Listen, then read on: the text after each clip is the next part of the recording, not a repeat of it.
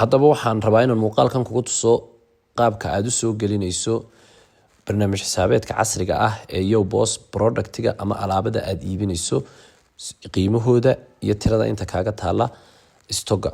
marka si aad haddaba u soo geliso waxaad tegi doontaa halkan ay ku qoran tahay products, kadibna waxaad dooran doontaa add product. kadibna waxaan halkan gelin doonaa productiga magaciisii baan tusaale ahaan gelinayaa caano maraaci, tusaale ahaan baan halkan gelinayaa SKU-gani macnaha waxaa looga jeedaa waa barcode-ka product walba ama alaab waliba waxay leedahay barcode u gaara. caanaha waxaa jira lambar yar oo dhowr iyo 10 xaraf ah oo xagga hoose kaga qoran ama xagga dambe oo barcode leedahay. barcode-kiisaas gelinaya tusaale ahaan hadhow tolo waxaa inoo fududaanaya inaynu scanka marka aynu saarno productiga si fudud inoogu soo baxo. inta kadib waxaynu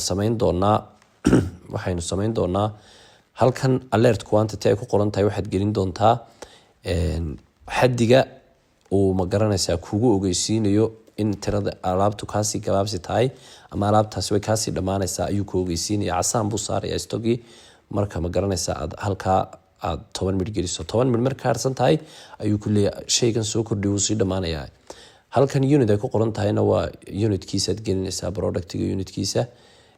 halkanna waxaad ka dooranaysaa locationka meherada locationkeeda dad location badan leedahay. haddii aad hal location leedahayna automatically wuu kugu gelinayaa halka location aad leedahay. marka manage stock baa la dhahaa tigtaas imika marka aad saarto systemkii wuxuu kugu awood ku siinayaa inaad productyadii ku yaalay ama alaabtii stocka ku taalay ama bakhaarka tirada yahayd inuu ku xisaabiyo mar walba. oo haddaad iibiso tiradii buu ka jarayaa, haddii ma garanaysaa aad soo iibsatana waad ku dari kartaa.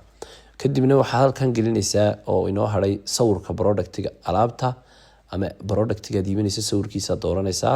haddii aadan u baahnayn waad iskaga tegi doontaa, qasab kuguma aha.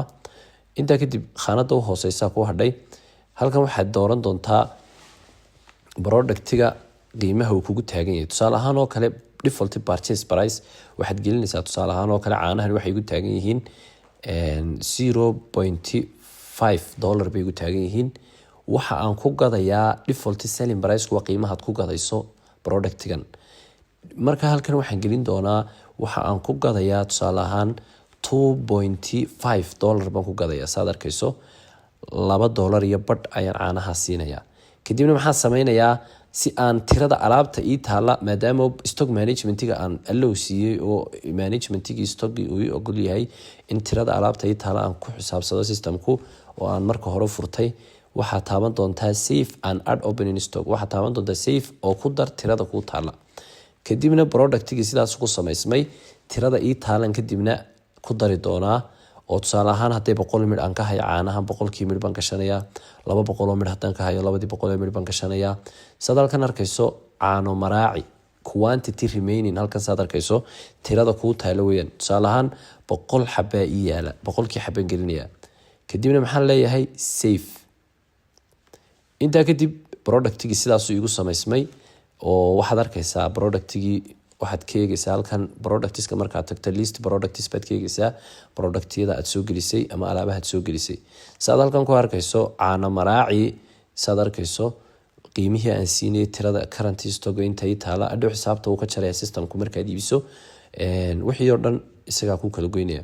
marka halkan saad ku arkayso qaabkaasi ayaa loo gelinayaa productiga oo markaad product gashanayso ama alaab aad soo gelinayso qaabkaas aad u soo gelinaysaa insha Allah.